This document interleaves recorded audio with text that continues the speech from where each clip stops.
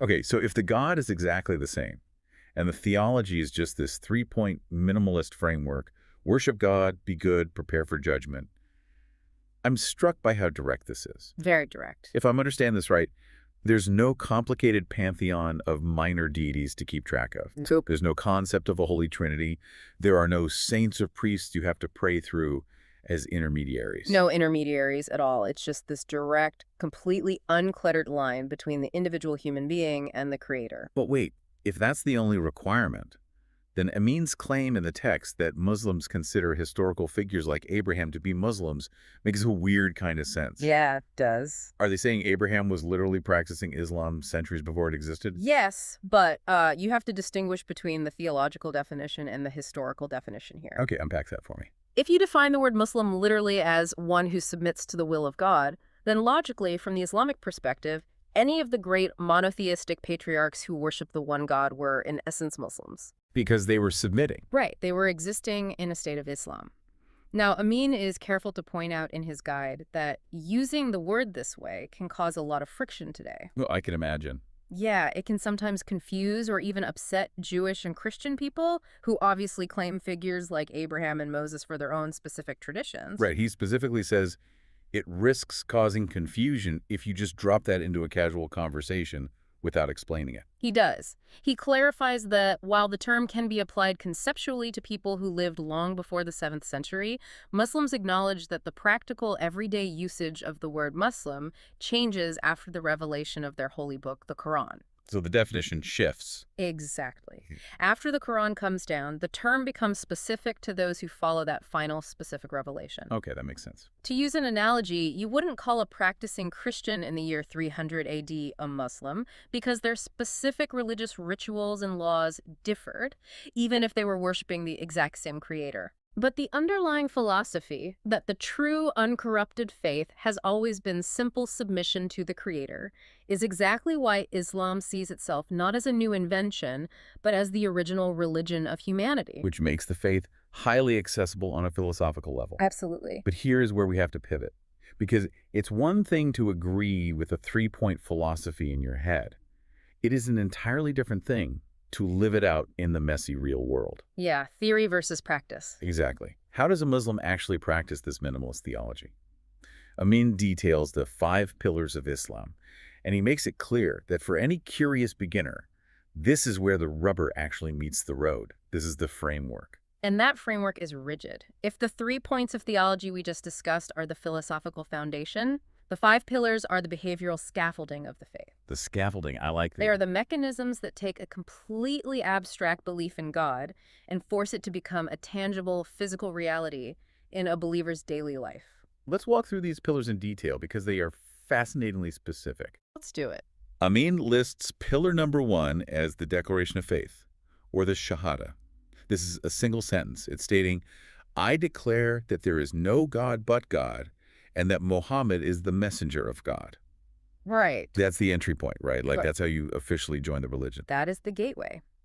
Uttering that exact phrase with sincere internal belief in front of witnesses is functionally what makes someone a Muslim. Wow. Just that one sentence. Think about what that sentence is actually doing, though. It encapsulates the entirety of the theology in one breath. Okay, yeah. The first half, there is no God but God, establishes that absolute minimalist monotheism we talked about. Right. And the second half, Muhammad is the messenger, establishes the method by which God has chosen to communicate with humanity. Okay, so pillar 1 is the belief hurdle. You say the words, you mean it, you're in. You're in. But then we have pillar number 2, prayer, or salah. And Amin stresses that this isn't just, pray quietly in your head when you feel sad or need a favor. Not at all. This is 5 set times a day. Dawn, noon, afternoon, sunset, and evening. Right. And this requires a physical, non-negotiable interruption of your daily life. It's a constant, recurring recalibration. A recalibration. That's interesting. Think about how easy it is for any of us to get completely... Yeah. Wash yourself in a specific way, face the city of Mecca, and physically submit. And it's very physical, isn't It's it? highly physical. You don't just sit in a chair, you stand, you bow, and you place your forehead on the ground. Wow. You physically lower your brain below your heart to physically manifest that word Islam submission. It completely structures the concept of a single day around the remembrance of God. That is a profound way to look at it. You are forcing your body to act out what your mind believes. Exactly. And that brings us to pillar number 3, fasting or psalm. Specifically, this happens during the entire month of Ramadan. And again, the rules are strict. No food, no water, no smoking, no marital relations from the moment the sun comes up until the moment it sets. For a whole month. It's intense. If daily prayer structures the rhythm of the day, fasting structures the rhythm of the year. Yeah, that makes sense. It's an exercise in extreme self-discipline, but it's also an exercise in radical empathy. Empathy. How so? Well, by voluntarily experiencing true hunger and real thirst, the believer is forced to break their baseline reliance on physical comforts. You can't just distract yourself with a snack or a coffee. Oh, right. You just have to sit with it. You are forced to sit with your physical vulnerability and align your focus spiritually. And it's also meant to create an intense visceral sympathy for the poor who don't have the luxury of choosing when to fast. Which leads perfectly into pillar number 4, zakah, or charitable giving. And I really appreciated how Amain explained this because he is very clear that zakah isn't just, dropping your spare change into a donation bucket when you happen to feel generous. Not at all. Zakah is highly systematized. It is effectively a religious tax on accumulated wealth. Right. And it's crucial to note that it's based on accumulated wealth, like your savings and assets, not just your yearly income. Wait, really? So it's not like tithing 10% of your paycheck? No, it's very different. There are very specific mathematical rules and calculations for how much must be given. Interesting.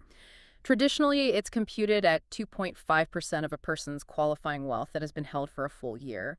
So if you have savings sitting in a bank account doing nothing, you owe 2.5% of it every year. Wow.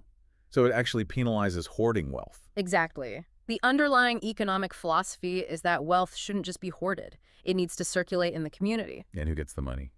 There are strict categories in Islamic law regarding who is eligible to receive zakah funds, primarily the absolute poor, the needy, and those in heavy debt. So it structures a believer's relationship with their own finances and binds them economically to the broader community. Precisely. That's a fascinating economic mechanism built right into the core of the religion. It really is. And finally, we have pillar number 5, the Hajj, the pilgrimage to the holy city of Mecca.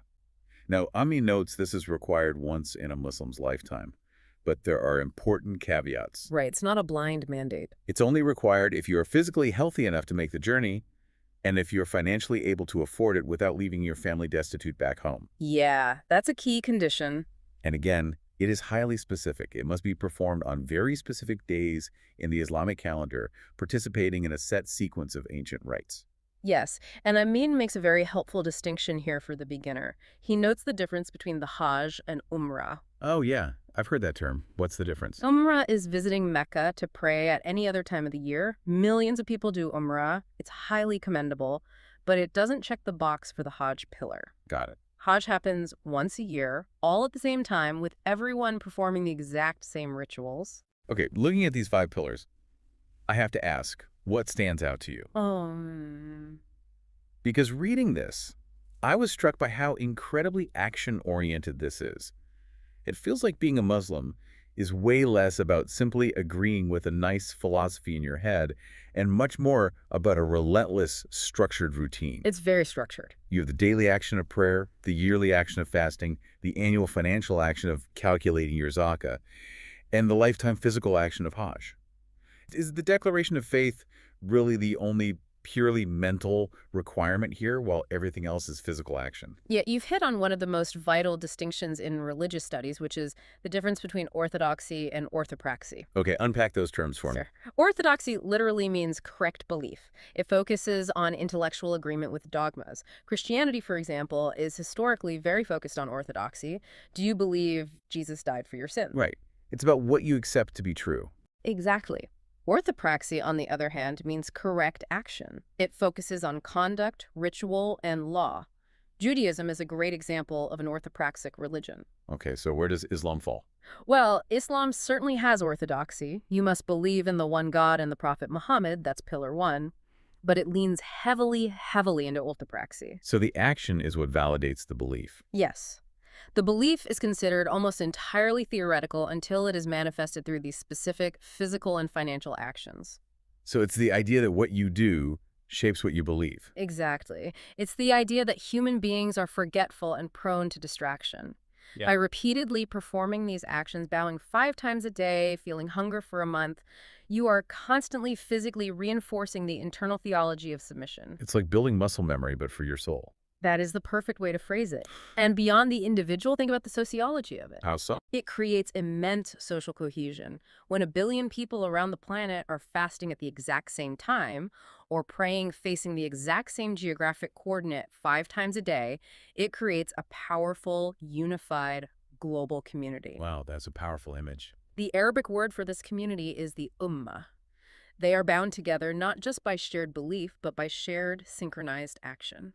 Okay, so we've got the minimalist theology, we've got the action-oriented 5 pillars, but you really can't talk about the Hajj or Mecca or the foundational theology without talking about Abraham. No, he's central to the whole thing. And this brings us to a major section of Amin's text, Islam's relationship with Judaism and Christianity. Because as we mentioned earlier, Islam does not view itself as a brand new, out-of-the-blue religion that just popped into existence in the 7th century. Right. It views itself as the final chapter in a very old, ongoing book. Continuity is absolutely essential to the Islamic narrative. If you read the Quran, it is utterly filled with references to figures from the Jewish and Christian scriptures. It reads like a massive historical crossover event. It really does. The text lists them out, and it's a who's who of the Bible. Yeah, everyone's there.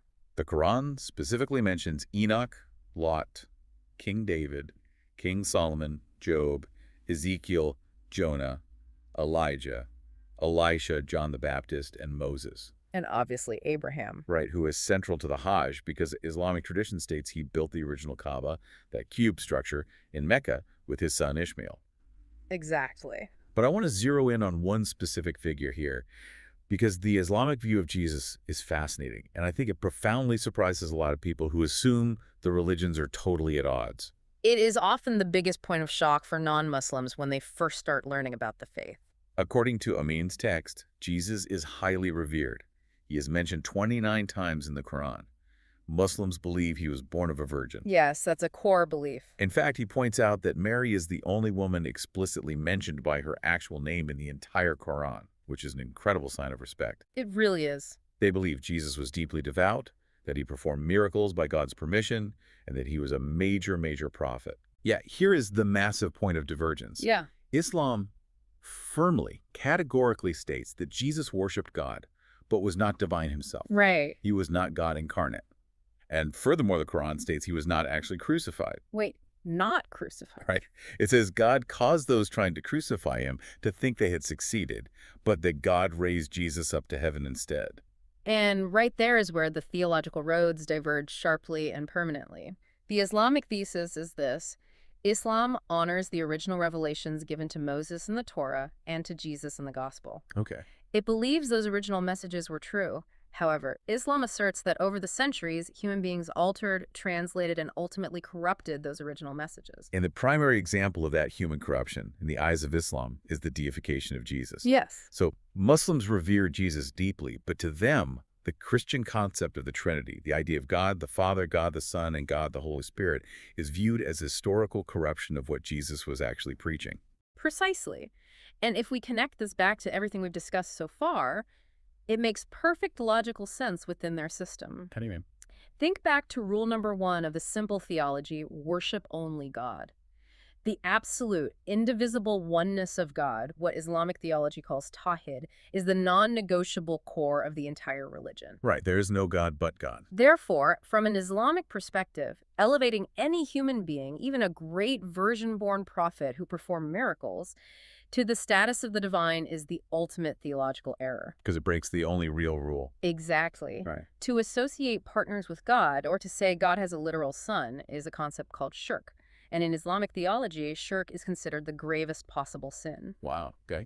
So Islam seeks to rescue Jesus, in a way, from what it sees as the misguided worship of his own followers.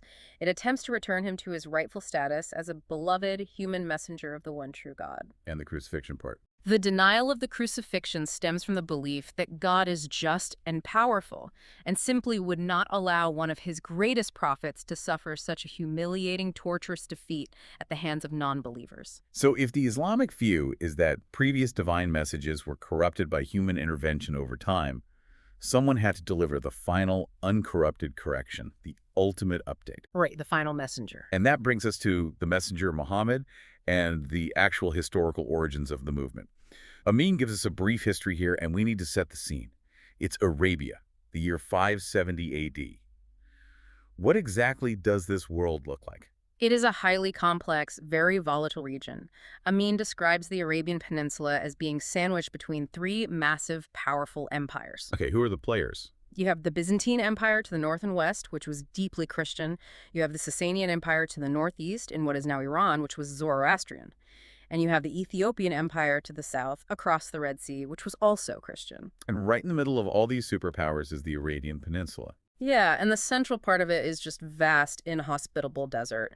But on the western edge, in a region called the Hejaz, you have the city of Mecca. And Mecca is a crucial hub. Very crucial. It's a staging post for lucrative caravan trade routes, but more importantly, it's a regional center of pilgrimage for pagan Arabs. Oh, right, the Kaaba. Exactly. The Kaaba, that cube-shaped building that Abraham allegedly built, had, over the centuries, been filled with hundreds of stone and wooden idols representing different tribal gods. And this whole operation was managed by the powerful Quraysh tribe, who made a lot of money off the pilgrims coming to worship these idols. It was an incredibly diverse, religiously mixed zone. You had pagans, you had Jewish tribes living in oasis towns, you had various sects of Christians moving through. But in Mecca specifically, pagan polytheism and the very lucrative economics of pilgrimage ruled the day. So this is the intensely tribal, polytheistic environment that Muhammad was born into. Yes. And his early life is marked by a lot of loss. He's born into the powerful Quraysh tribe, but he's orphaned very young. He ends up working in the caravan trade, traveling the routes. Yeah, and through this work, he earns a very specific reputation. Amin highlights that people called him Al-Amin. Which means the honest one. Or the trustworthy one, yeah. He's so trusted that when he's 25 years old, his wealthy employer, a 40-year-old widow named Khadija, actually proposes marriage to him, and they stay married for 25 years until her death. That reputation for honesty is a very important part of the narrative Amin is laying out. Definitely. It establishes Muhammad's character before the religious revelation begins. Amin is making sure the reader understands he wasn't some power-hungry warlord or a charismatic con man. He was a respected guy. He was a highly respected, reliable merchant who locals trusted to arbitrate their business disputes. But then everything changes. The year is 610 AD. He is 40 years old. He has a habit of going to a cave outside Mecca to meditate. And according to the Islamic tradition, one night in that cave, the archangel Gabriel appears to him and gives him a terrifying command. The angel simply says, read, or depending on the translation, recite. And this marks the very beginning of the revelation of the Quran, a process that would continue for the next 22 years. Those very first verses, which Gabriel commanded him to recite, now form the beginning of chapter 96 of the Quran. It's a moment of profound disruption, not just for him, but for history. Absolutely. Muhammad is tasked with taking this message of strict, absolute monotheism back down the mountain into Mecca, a city whose entire economy and social structure is built around polytheistic idol worship. You can imagine how well the powerful merchants of Mecca received a guy telling them their idols were fake and their business model was a sin. Not well at all. For years, Muhammad and his very small group of early followers face severe persecution. They are tortured, starved, and boycotted. The Meccan establishment correctly sees him as a massive threat to their livelihood and their ancestral traditions. Yeah, they want him gone. It gets so bad that in 622 AD, Muhammad and his followers have to flee for their lives in the middle of the night. Right. They migrate to a city to the north called Yathrib, which is later renamed Medina. This flight, this migration, is called a hijra, and Amin notes that it is so central to Islamic history that it marks the year zero of the Islamic calendar. It's the turning point. Right. It's not his birth that starts the calendar. It's not the first revelation in the cave. It's the migration to Medina that starts the clock. Why is that specific moment so important? Because the Hijra changes the entire fundamental nature of the movement. How so? In Mecca, Muhammad was a persecuted street preacher trying to save souls. But the people of Medina, who are dealing with bitter internal tribal conflicts, actually invite him to come and be their neutral leader. Oh, wow. When he arrives, he drafts a written constitution for Medina, outlining the rights and duties of all citizens, including the Jewish tribes living there. Almost overnight, he becomes a head of state. I need to make sure I'm wrapping my head around this because this is a radical shift in a person's life. It's huge. He goes from being a trusted merchant, resolving local disputes, to receiving divine revelations in a cave, to suddenly drafting legal documents, managing an economy, and commanding armies in Medina to defend against the Meccans who are still trying to kill him. Yes. He's a spiritual prophet, but he's also a politician and a four-star general. Yes. And what's fascinating here is how entirely unique this dual role is when you compare it to the founders of other major religions. Right, like Jesus. Take Jesus, for example. Jesus' ministry was entirely distinct from the state. He famously said, "Render unto Caesar what is Caesar's." He never held political office, he never led an army, and he was ultimately executed by the state. Right. Muhammad, on the other hand, became the state. He didn't just have to preach about spiritual purity. He had to figure out how to govern a diverse city, how to conduct international diplomacy, how to manage taxation, and how to fight defensive wars against the Meccan forces trying to wipe his nascent community off the map. And against all odds, he succeeds. Amin notes that by 630 A.D., the tide has turned so completely that Mecca surrenders to him largely peacefully. It's an incredible reversal. He walks back into his home city as a conqueror, but instead of seeking revenge, he goes straight to the Kaaba, cleanses it of all the idols, and rededicates it to the worship of the one God. This historical fusion of religious and political leadership is the key to understanding why early Islam spread so incredibly quickly across the map. Because it wasn't just an idea. Exactly. It wasn't just a spiritual philosophy spreading via missionaries. It was a highly organized system of government and law that could absorb and unify the fractured, warring tribes of Arabia. It transformed them into a unified political power, capable of challenging and eventually defeating those massive Byzantine and Sasanian empires we talked about earlier. Which is an incredible, almost unbelievable historical achievement. But it creates a massive existential problem the moment he dies. And absolutely. And this takes us into the next phase of Amin's text, the journey from a simple theology to complex law. While Muhammad was alive, he was the spiritual leader receiving direct revelations to solve theological issues. And he was the political leader making the final call on every mundane legal dispute. He was the ultimate authority on everything. But in 632 AD, he dies unexpectedly. Suddenly, the direct line to God is closed and the commander-in-chief is gone. What on earth happens next? Total panic. I can imagine. The immediate crisis they face is not theological. They all still believe in God and the Quran. The crisis is entirely political. It's a crisis of succession. Who takes over? Right. Who has the right to lead this rapidly expanding community now that the prophet is gone? And Mann explains this beautifully because this moment is the root of the Sunni-Shia split, which still defines Middle Eastern geopolitics today. It's crucial context. He clarifies that it did not start as a debate about how to pray or what the Quran meant. It was a political disagreement. Entirely political. One faction believed the leadership should stay within Muhammad's family, his bloodline. They supported a man named Ali, who was Muhammad's cousin, and also his son-in-law. Right. This group became known as the Shiatul Ali, or the faction of Ali. And that Arabic phrase gives us the modern word Shia. Exactly. But the other faction believed the leader shouldn't be based on a dynastic bloodline. They argued the leader should simply be the most capable, respected elder from within the community, chosen by a consensus of the tribal leaders. And this faction was bigger. Much larger. And they elected Abu Bakr, who was Muhammad's closest friend and father-in-law, to be the first caliph, which simply means successor. This larger group eventually becomes known as the Sunnis. So the community splits politically almost immediately. Mm-hmm. But regardless of who is in charge, they still have to govern this massive, rapidly expanding empire that is taking over the Middle East. Yeah, the empire is growing incredibly fast. And here is the core problem Amin points out. The Quran, compared to something like the Old Testament, is actually quite short on specific civic rules. The Old Testament is full of detailed laws about property, agriculture, and crime. The Quran has some legal verses, but nowhere near enough to run a massive, complex empire stretching from Spain to India. Not even close. So if the Quran doesn't explicitly tell them how to handle a complex contract dispute, how do they figure out the law? They had to invent Islamic jurisprudence. They had to develop what we now call Sharia. Okay. Because they couldn't just walk up and ask the prophet for a ruling anymore, early religious scholars had to use their own human intellect, logical deduction, and analogical reasoning to derive new laws from the broad principles found in the Quran. And Amin outlines that this intellectual effort leads to the creation of the different formal schools of Islamic law.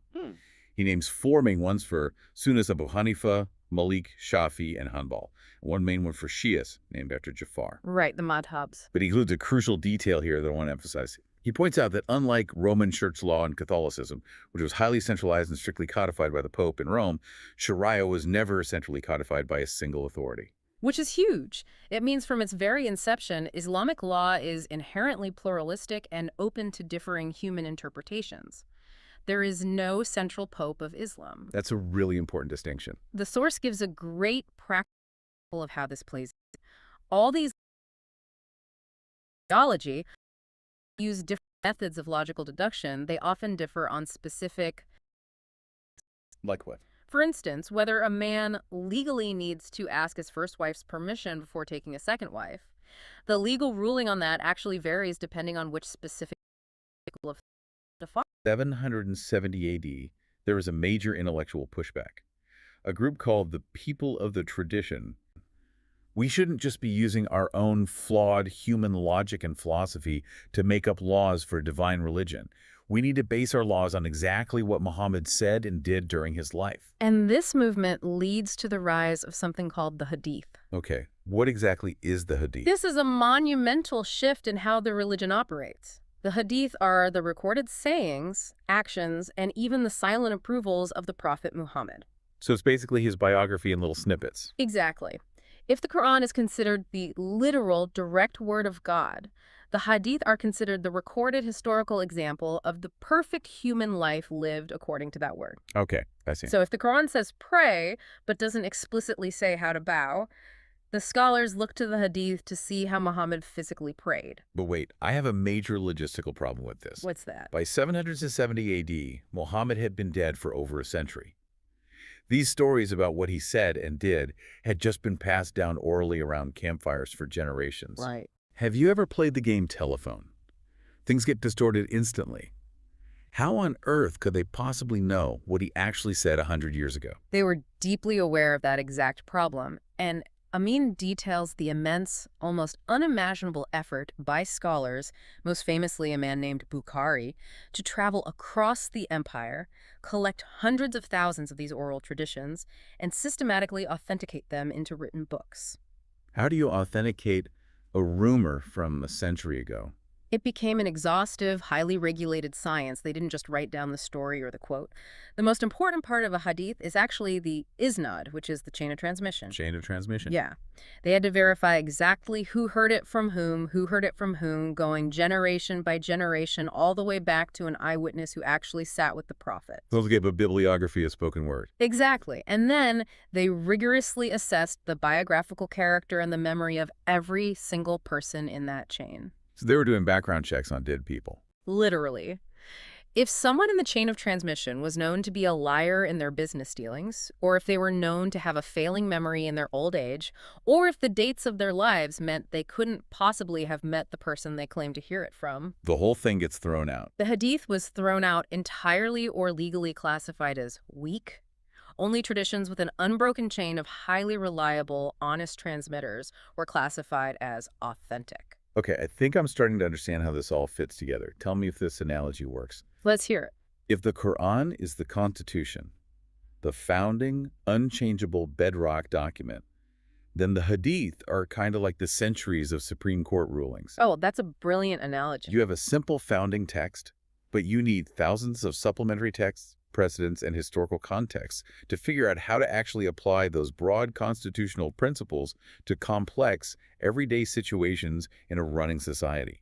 That perfectly captures the mechanics of Islamic law. Because the foundational theology is so incredibly simple, the application of it in real life relies massively on historical interpretation. And I imagine assessing the reliability of a hadith, deciding which Supreme Court ruling is actually valid and binding, is still a huge, heavily debated part of Islamic scholarship today. It is the center of the debate. which naturally leads to endless, furious arguments. Hey. And that brings us to the final section of our deep dive, modern FAQs and the tension of interpretation. This is where it gets really relevant. Because this heavy reliance on interpreting ancient texts and arguing over which hadith are strong and which are weak leads directly to the controversies and the tough questions that non-Muslims frequently ask about the religion today. Where the simple theology violently collides with the complexities of the modern world. Exactly. Let's look at the FAQs Amin includes at the end of his guide, and then we are finally going to dive into that comment section. Is military defense. But he adds a crucial, often overlooked legal note. According to classical Islamic jurisprudence, a true offensive military jihad can only be officially declared by the head of the entire Muslim community, the caliph. And since there hasn't been a universally recognized caliph since the fall of the Ottoman Empire after World War I, Amin argues that all modern declarations of jihad by rogue militant groups or terrorists are legally incompetent, illegitimate, and completely invalid within traditional Islamic law. So they don't even have the legal standing to declare it. Then there's the question of church and state. We talked about how Muhammad was uniquely both a prophet and a politician. But Amin points out that historically, subsequent Islamic dynasties actually separated these roles pretty quickly. Yeah, it didn't stay merged for long. The caliph became much more of a political emperor, handled the theology. And today, most Muslim-majority countries actually use secular legislative bodies, parliaments and congresses, to make their civic laws, sometimes with exceptions for family law like divorce. So the idea that Islam absolutely demands a pure theocracy everywhere. Rapidly changing.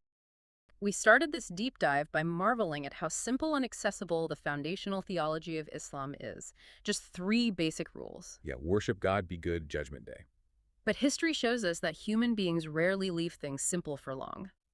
We have an innate, seemingly unavoidable desire to categorize, to codify, and to build massive legal frameworks around every possible human scenario. We really do. We want a specific rule for everything so we don't have to guess. Exactly. We crave certainty. So here is the question to leave you with. If a religion's core message is truly meant to be universal, timeless, and simple enough for anyone to understand, Does the centuries-long accumulation of human interpretations, complex legal schools, and rigid traditions protect that original simple core, keeping it safe and applicable in new eras? or does it risk burying that simple truth entirely beneath a mountain of human bureaucracy? It is something to mull over the next time you encounter a heated debate about religious law in any faith. You hear about Islam constantly. I mean, it is absolutely everywhere you look these days. Yeah, totally unavoidable. Right. It dominates the news.